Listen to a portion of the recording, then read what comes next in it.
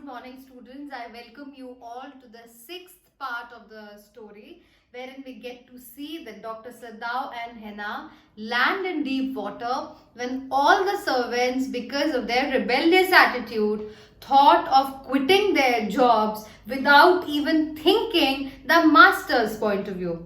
They all thought that Sadao and Henna, they are so proud of their skill that they have gone against their own country without even thinking about the repercussions of it. They also tried to remind him that if the police or the people of the country come to know about it, then they might land in hot waters or they might be termed as traitors. Children of traitors have lot of problems in the country, but Sadao and Henna, due to their sense of duty, due to their hypocritical oath, could not do anything about the POW. So they were waiting that this man, that the storm will be alright, and then they'll be able to take up a strong step regarding it. But on the seventh day that we saw in the previous slide, that they all left without even thinking what will the master and his wife do. So we see this is a serious turn in the story wherein the servants left. The servants were all there from Sadao's father's time. So for them it was a big blow. But they had no choice other than accepting what was happening in their house. We also saw that Sadao decides to write to the chief of police about his presence, and then he also wrote the letter, the report, and kept it into the secret drawer. But then the servants all left, as I've mentioned it before. They were crying, but she did not cry. The cook and the gardener had served Sadao since he was a little boy in his father's house, and Yumi cried because of the children. She was so grieving that after she had gone, she ran back to Henna. If the baby misses me too much tonight, send for me. So obviously Yumi was attached to the children. She was their caretaker, the babysitter. She says that if the children cry, please ask for me, I'll come. I'm going to my own house and you know where it is. Thank you, Henna said, smiling. But she told herself that she would not send for Yumi, however the baby cried. She made the breakfast and Sadao helped with the children. See, the point is that she was so determined that obviously she was in that state, Henna, where she did not want to call Yumi. Why? Because all of you are leaving when we need you the most without even understanding our point of view. So she was determined that I'm not going to call for you, even if I need you, even if my children need you, but still I am going to manage my own way. She made the breakfast and Sadao helped the children. Neither of them spoke of the servants beyond the fact that they were gone. But after Henna had taken morning food to the prisoner, she came back to Sadao. Why is it we cannot see clearly what we ought to do? She asked him. Even the servants see more clearly than we do. Why are we different from the other Japanese? Sadao did not answer. But a little later, he went into the room where the prisoner was, said briskly. As we can see, Henna is perplexed and perturbed that the servants left, and she goes and asks Sadao, why are we different from the other Japanese? Why are we not able to see things as the servants can also do that? She was very irritated and she wasn't happy with the way things were. So she goes and asks Sadao, but Sadao also did not have an answer. Sadao doesn't know what to say. He was just doing his duty. We see that a little later he went into the room where the prisoner was and said briskly. Briskly means quickly. Today you may get up on your feet. I want you to stay up after 5 minutes at a time. Tomorrow you may try it twice as long. So Sadao goes and talks to Tom. He says that I want you to get up for 5 minutes. Tomorrow maybe twice you will get up. It would be well that you get back to your strength as quickly as possible. He saw the flicker of terror. Flicker means, you must have seen tube lights flickering. It keeps, glowing and then switches off. So that's what he saw on that young face that was still very pale. Okay, the boy murmured. He said that in a very low tone. Evidently, he was determined to say more. He wanted to say more, but he did not. I feel I ought to thank you, doctor, for having saved my life. So he says that thank you very much for saving my life, because being an enemy also, he did something that most will not do. Don't thank me too early. Sadao said coldly. Coldly means without any feelings, without any emotion. He saw the flicker of terror again in the boy's eyes, terror as unmistakable as an animal's. So he sees that fear, the terror, that Sada was very cold, and he said that don't thank me, it's too early to thank me.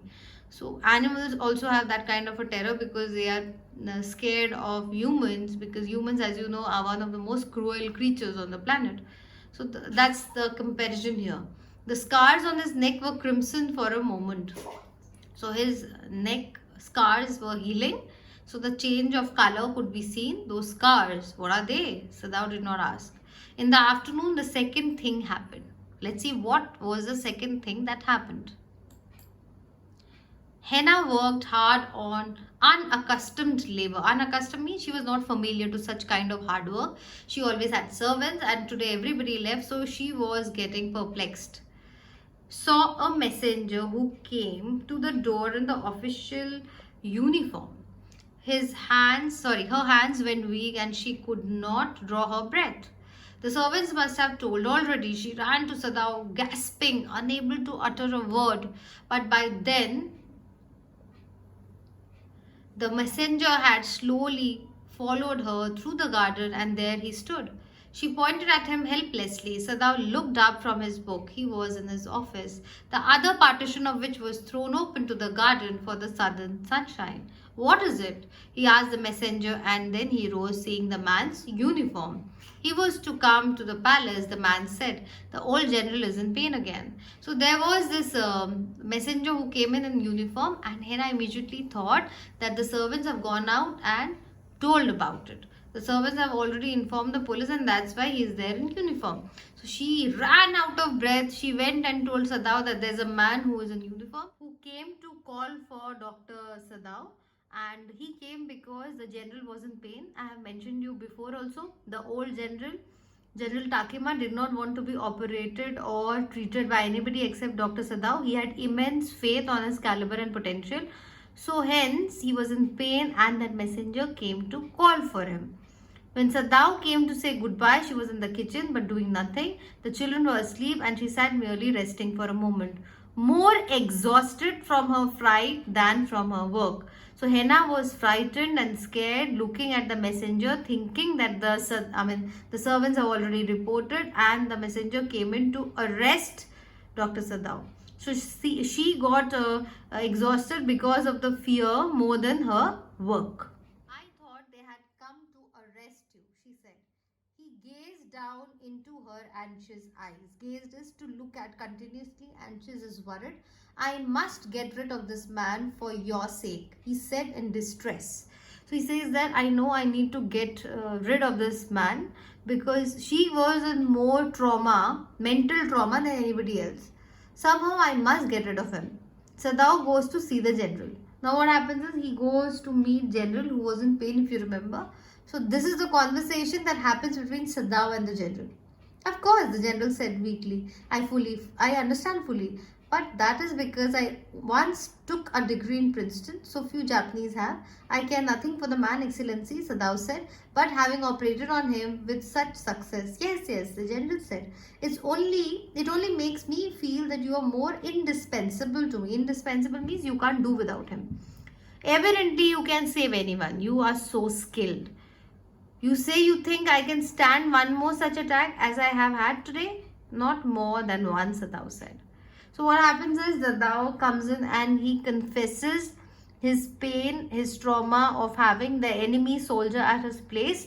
And the general says, I understand. The more I listen to you, I feel that you are indispensable. You can save anybody. You are skilled. You are talented. And he says that I had a pain. I had an attack today. Do you think I'll be able to survive and sustain many more? Or if not, how many more?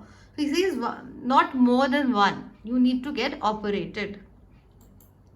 Then certainly I can allow nothing to happen to you, the general said with anxiety. See how man can be so selfish. He says that if that is so, I can't afford anything to happen to you. That means you are indispensable. You need to be fine because I have to be operated by you. His long, pale Japanese face became expressionless, which meant that he was in deep thought. You cannot be arrested, the general said, closing his eyes. Suppose you were condemned to death and the next day I have to have my operation. Please underline that. He says that if you are arrested and imagine that if I have to be operated the next day, what will happen? Because I will not have you. So everybody is worried about their own problem. No one is seeing the other side. No one is wanting to understand Saddao's point of view. There are other surgeons, Excellency, Saddao suggested. None I trust, the general replied. The best ones have been trained by Germans and would consider the operation successful even if I died. If you remember that chapter Tiger King, in that also there's a reference. At the end, the surgeons operated on him and the Maharaja was declared dead. They said the operation is successful, but the Maharaja is dead. The same thing the general says here. The best ones have been trained by Germans and they believe if ever your procedure is correct, then the operation is successful irrespective of the man living or dying. I do not care for their point of view, he sighed. He says that I don't care what they think. Doesn't make any difference. Care for their point of view, he sighed. It seems a pity that we cannot better combine the German ruthlessness with the American sentimentality. Ruthlessness is cruelty and sentimentality is emotion. So he says that it is like a pity that we cannot combine Germans being cruel and Americans emotional quotient. Then you can turn your prisoner over to execution, and yet I could be sure you would not murder me while I was unconscious. The general laughed. He had an unusual sense of humor. He says that then you could turn your prisoner over to execution. Obviously, then he is your prisoner and he can be sent to prison, and you will not murder me when I'm unconscious under you. So, I hope you will not murder. He had a very weird sense of humor. As a Japanese, could you not combine these two foreign elements? He said. Sadao smiled. I'm not quite sure, he said, but for your sake, I'd be willing to try, Excellency. The general shook his head. I had rather not be the test case. So then Sadao and General, they are discussing whether they can combine the two quotients, that is cruelty and sentimentality. Okay, but both of them are not sure about it and they are joking about it that if for Sadao, General would be the first case where he is going to combine these two feelings. He says, you will, I had rather not be your test cases. I hope you are not experimenting on me. He felt suddenly weak and overwhelmed with the cares of his life as an official in times such as these when repeated victory brought great responsibilities all over. So we are talking about the general now. He is thinking about his past, and we also see that he was a very, very brave soldier, but he used to be atrocious with his wife. He used to hit and beat his wife. On the war front, he was very good, but at the home front, he was pathetic. So it brought in a lot of responsibilities all over the South Pacific. It is very unfortunate that this man should have washed up on your doorstep, he said irritably. So he says that I feel very, very sad that this man had no other way to go, but he came to your own doorstep. It would be best if he could be quietly killed, the general said. He said that I think it will be the best option if he is killed quietly. Not by you, but by someone who does not know him. I have my own private assassins. Suppose I send 2 of them to your house tonight, or better any night. You need know nothing about it. So he says, I'm going to send assassins. Assassins are people who secretly go and murder others. In other states, politicians and bureaucrats, they always have some people who do such kind of work for them. So the general also had some assassins who will go quietly, barge into the doctor's house and kill that man without even anybody knowing about it. It is now warm. What would be more natural than that you should leave the outer partition of the white man's room open to the garden while he sleeps? Certainly it would be very natural, Sadao. Now we get to the home front where Sadao goes in and he will do the needful, wherein the general says that you need to open the door, the partition, and he will quietly creep into the room, that is the assassin, and kill that man. In fact, it is so left open every night. Good, the general said, yawning. So the general wanted Sadao to open the door so that the assassin goes in, kills him, and comes out silently. Here comes the most unexpected turn in the story, wherein the general asked Sadao to keep keep the door, the partition open, because it is summer and it will look very normal and natural, so that his silent assassins enters the room and kills this man. You might have one question in your head: why does he allow the general to send an assassin after saving his life, taking so many risks? Why? The answer to that is, when he was trying to save the prisoner of war, at that point of time he was doing the doctor's duty. But today, looking at the situation where his wife was perturbed, perplexed, half the time she was always paranoid what is going to happen next, the servants all left unanimously without any solution to it. When he sees there are a lot of problem and he'll be termed as a traitor, so at that point of time he thinks that it is better to get rid of this man. When he saw Tom on the shore, at that point of time he was doing his doctor's duty. And today when he sees his wife, his children at risk, and not only that, his profession, his everything was at stake. So he thinks it is the best thing that I'll go and confide to the highest position, the highest authority, that is the general. And general gave him that suggestion. He had no other choice other than accepting it and doing what he says. So the general says that you need to open the door and keep where the assassin is going to enter and kill him.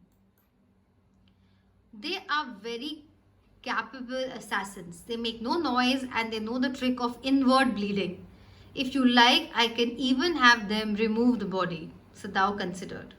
So what happens is, the general says these assassins are so trained that they will not even make any outside scar. There will be no scar outside. They'll do something that the person bleeds from inside and he dies. It looks like a normal death. And not only that, if you want, I can ask them to remove the body also. That perhaps would be best, Excellency. Here he agreed. Thinking of Henna, please underline that. He was not thinking about anything other than Henna's peace of mind. He thinks that Henna had enough. One, that she is going through hell. Why? Because the servants left and there's constant pressure on her head. What is going to happen next? So he thinks that this is the best thing to do when the highest authority of the country is saying him to do so. He left the general's presence then and went home, thinking over the plan. In this way, the whole thing would be taken out of his hands. He would tell Henna nothing, since she would be timid at the idea of assassins in the house. And yet, certainly, such persons were essential in an absolute state such as Japan was. How else could rulers deal with those who oppose them? So he decides that I'll go home and I'll not mention anything to Henna, because otherwise she will get perplexed and paranoid. So she did not want to give any unnecessary burden to Henna. And he also says that assassins are required by any state. Otherwise, how will the politicians and bureaucrats run the state? There are a lot of people who are always against the leaders, and how will they deal with them? So he justifies having assassins by the general. He refused to allow anything but reason to be the atmosphere of his mind as he went into the room where the American was in bed. But as he opened the door, to his surprise, he found the young man out of bed and preparing to go into the garden. "What is it?" he exclaimed. "Who gave you permission to leave your room?" "I am not used to waiting for permission," Tom said gaily. Gaily is candidly, happily. "Gosh, I feel pretty good again. But will the muscles on this side always feel stiff? Is it so?" So what happens is, he enters American's room and he sees that this man is, he was on his toes and he wanted to go into the garden. So Sadao got very irritated and angry. He said, "Who gave you the permission to go to the garden?" So Tom just said happily and candidly that I don't ask for permissions. And he started asking, "I feel so good. And tell me one thing, the muscles on this side where he was operated, will it be stiff all the time or will it be okay?" So then Sadao forgot everything and he got into the question. That really shows the sense of duty and how he was involved being a doctor. "Now I thought I have provided against that," he murmured. He lifted the edge of the man's shirt and gazed at the healing scar. "Massage may do it," he said, "if exercise does not." So Sadao says, if you regularly do exercise and all that, maybe it will not help, but the regular massage will help you. "It won't bother me much," the young man said. His young face was gone under the stubbly blonde beard. "Say, doctor, I have got something I want to say to you. If I haven't met a Jap like you," Jap is Japanese, "I wouldn't be alive today, I know that." Sadao bowed, but he could not speak. Sure, I know that. Tom went on warmly. Warmly means happily and with lot of good wishes. He says that I'm glad that I met a Japanese like you, or else I'm sure I would have been dead by now. His big chin, hands gripping a chair, were white at the knuckles. White at the knuckles is obviously his knees were all black. And then I guess if all the Japs were like you, there wouldn't have been a war. Perhaps, Sadao said with difficulty. So then this man said that I think if the Japanese were like you, there would have been no war at all. World would have been a better place to live in, and there would be peace between America and Japan. And now I think you had better go to bed. He held the boy back into the bed and then bowed.